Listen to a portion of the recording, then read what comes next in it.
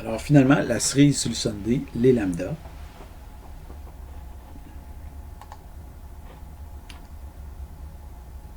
Donc revenons maintenant à la signature de Kant.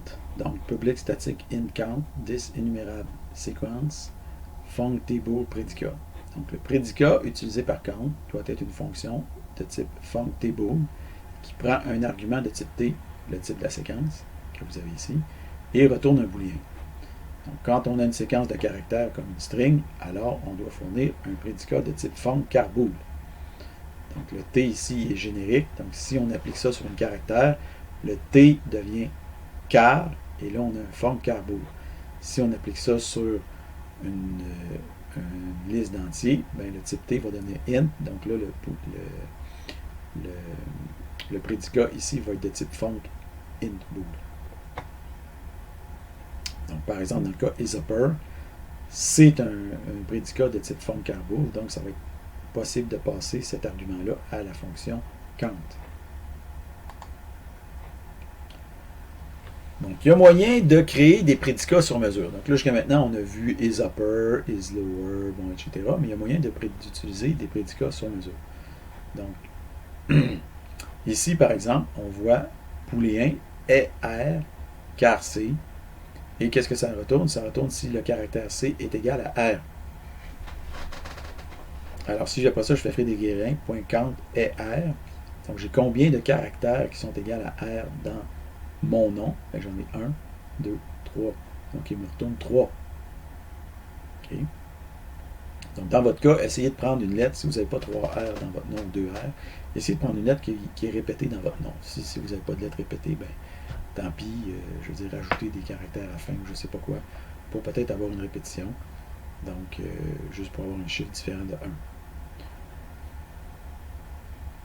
Donc, on voit ici qu'on peut se définir un prédicat sur mesure. Okay? Donc, on ne prend pas un prédicat existant, on ne prend pas car.isUpper, car.isLower, car.isDigit, car.isLetter. On crée un prédicat sur mesure, puis on utilise ce prédicat sur mesure-là dans notre fonction Kant. Donc, on peut faire ça. Donc, les prédicats sur mesure, donc on peut le faire avec une méthode de classe statique dans un programme C# typique. Donc, on se crée, par exemple, une classe bidule et on crée une méthode de classe ici, public static bool est R, car C, avec C est égal à la lettre R. Après ça, on peut appeler Frédéric Guérin.count, bidule.er, ici, notre méthode est R dans bidule. Après ça, on fait un dump et on voit que la réponse est 3. Vous faites ici la même chose pour votre nom. Donc, finalement, okay, on peut utiliser ce qu'on appelle une méthode anonyme, ad hoc, si vous préférez, donc improvisée. Appelée, ce type de méthode-là, on appelle ça des lambda, en guise de prédicat sur mesure. Donc ici, on voit la version, on définit notre méthode est R, car C, bon, count est R. Ça, c'est, on définit notre méthode préalablement sur mesure. On appelle count avec notre méthode sur mesure. Mais on peut faire plus simple que ça. On peut carrément passer la méthode ici en argument, sans la définir préalablement. Donc ici, j'ai mon car C, comme ici, mais je n'indique pas le nom de la méthode, parce que je n'ai pas besoin de l'indiquer.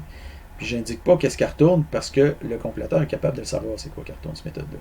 Donc je prends juste l'argument ici, car C, et je mets le corps de la méthode suite au égal plus grand. Donc car C, et je mets le corps de la méthode, C égale à R.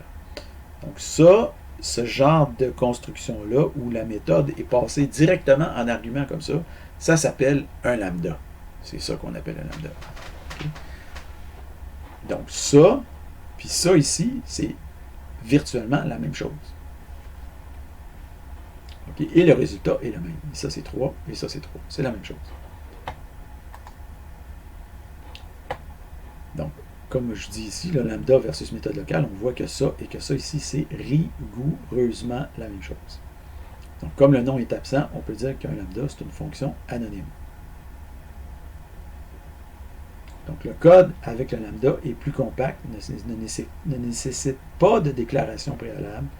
C'est pour ça que les programmeurs chevronnés aiment les lambdas. Okay? Le code est court et puissant Et puis, ça fait un one-liner. Alors, en fait, en C#, comme dans la plupart des autres langages de programmation, c'est généralement même pas nécessaire de spécifier les types d'entrée des lambdas. Le compilateur est capable d'inférer ce type, ce qui simplifie encore plus l'écriture du code. Donc, au lieu d'écrire char C, pour dire que le paramètre d'entrée C, c'est un caractère, on escamote le type C. On écrit juste C égale plus grand, C égale I. Okay, donc ça va compter le nombre de lettres I qui sont dans mon nom qui est ici. Donc ça te compte le nombre de lettres R. Je ne mets pas le type char parce que le compilateur est capable de l'inférer. Donc ça rend le code encore plus compact et encore plus intéressant. Donc typiquement, un lambda va ressembler à ce que vous avez ici. Donc là, on va obtenir 2, le nombre de I qu'il y a dans mon nom. Donc, dans un lambda, comme pour les autres types de fonctions, le nom des paramètres n'a pas d'importance du point de vue du compilateur. Donc, l'important est de bien choisir le nom du point de vue du lecteur, donc du programmeur, si vous voulez. Donc, on essaie de prendre un nom le plus lisible possible. Comme les lambdas sont généralement courts, un identifiant composé d'une simple lettre est généralement acceptable, comme par exemple la lettre C pour un caractère ou la lettre I pour un entier. Mais vous pourriez tout aussi bien écrire le code suivant. Donc, dans Frédéric Guérin, comptez le nombre de caractères tel que le caractère est égal à I. Okay. Si vous aimez mieux ça comme ça, écrivez-le comme ça. J'ai aucun problème avec ça. Okay. D'ailleurs, c'est pas si mal d'écrire ça comme ça. Peut-être même que je devrais l'écrire comme ça. Mais moi, des fois, je suis un peu économe. Ça fait que C, caractère C, je mets C. T'sais.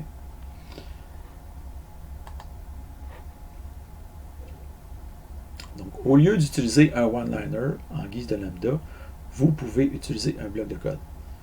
Des fois, c'est utile, par exemple, si vous voulez effectuer des opérations complexes, comme par exemple une boucle. Donc, ici, dans le cas présent, c'est parfaitement inutile, mais c'est vous montrer qu'est-ce que vous pourriez faire. Donc, ici, on compte le nombre de caractères C qui sont égaux à R dans la string Frédéric Guérin. On obtient 3.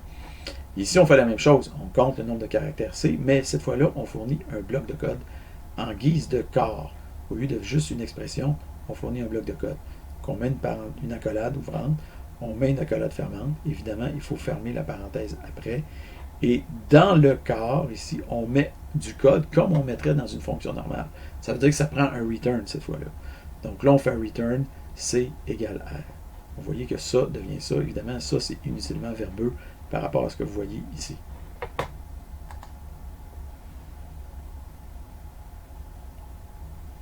Donc là, ici, vous allez vous définir un prédicat local sur mesure, donc booléen est minuscule ou chiffre, car C.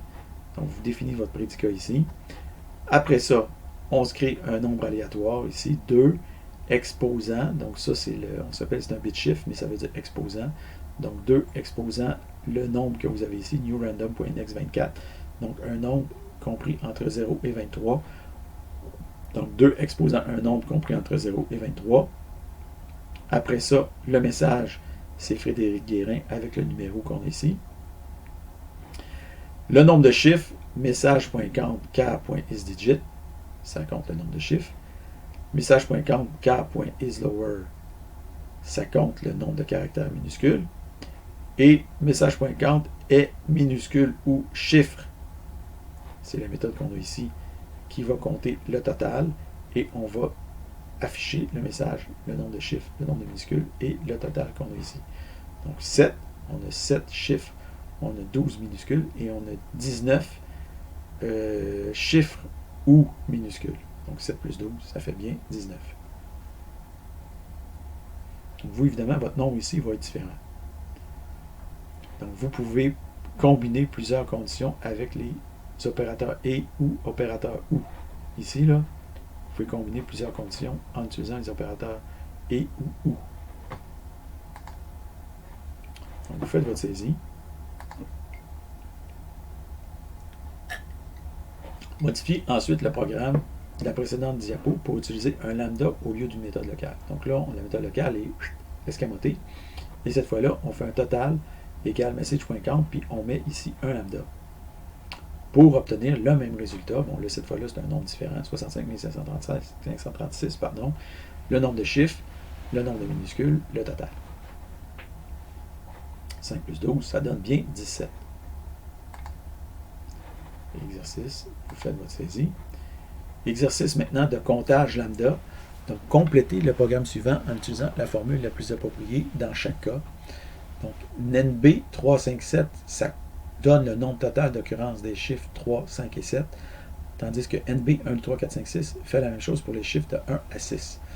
Donc, on a toujours ici notre new random .nextDouble.toString. Donc là, on prend un nombre de type double aléatoire. Donc ça retourne un nombre aléatoire entre 0 et 1, mais de type double. Après ça, on le convertit en string et on le stocke dans notre nombre ici. Donc on va afficher notre nombre. Par exemple, ici, vous voyez le nombre que j'ai obtenu, mais ça pourrait être un autre nombre. Après ça, on va compter dans ce nombre-là le nombre de chiffres. Donc on a 17 chiffres dans tout ça. Après ça, on va compter le nombre de caractères 3, 5 et 7 avec un lambda. Donc, vous mettez le lambda ici nécessaire pour compter le nombre de chiffres 3, 5 et 7. Donc, le nombre de chiffres 3, 5 et 7, moi j'en ai 4 au total. Donc, 3, 5 et 7, 1, 2, 3, 4. Okay. Après ça, le nombre de 1, 2, 3, 4, 5, 6. Donc, la même chose ici. Vous faites le compte du nombre de 1, 2, 3, 4, 5, 6. Vous voyez que la condition est encore plus courte. Et on a 1, 2, 3, 4, 5, 6, on a 5, 6, 3, 4, 6, 4, 2. Donc, pour un total de 7. 2, 3, 4, 5, 6, 7. Donc, vous allez saisir le code comme il faut ici. Alors, en résumé, on peut créer ses propres fonctions sur mesure en guise de prédicat, par exemple pour compter avec count le nombre d'éléments dans une séquence qui satisfont une certaine condition. Ce prédicat sur mesure, on peut le coder comme une méthode locale, une méthode statique de classe, ou alors un lambda. En général, le lambda est plus compact et mieux localisé dans le code, donc préférable. On peut préciser les types des paramètres dans un lambda, mais ce n'est pas nécessaire, car le compilateur peut les inférer automatiquement, donc généralement, on s'en passe. Un lambda est le plus souvent codé comme un one-liner, mais une forme bloc de code est aussi disponible pour les cas plus complexes.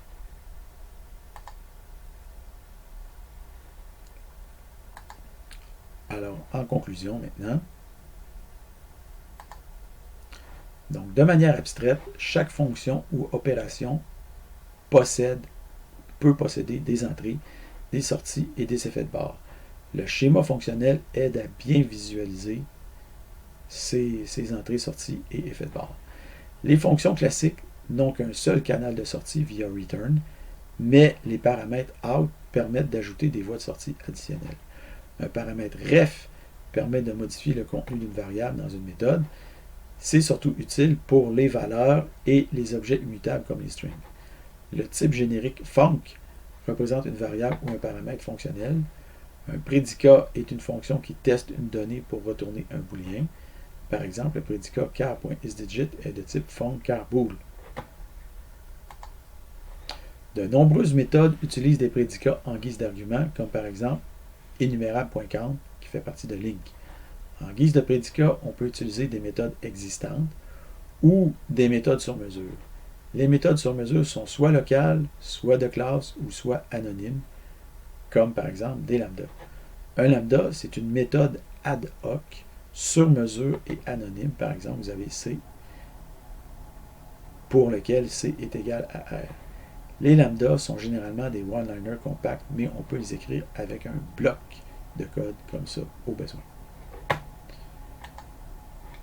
Vous pouvez maintenant procéder à votre auto-évaluation, toujours avec les mêmes règles qui s'appliquent. Donc, le schéma fonctionnel ici, 1 point, 3 points, 2 points, 1 point et demi, 2 points et demi, pour un total de 10 points.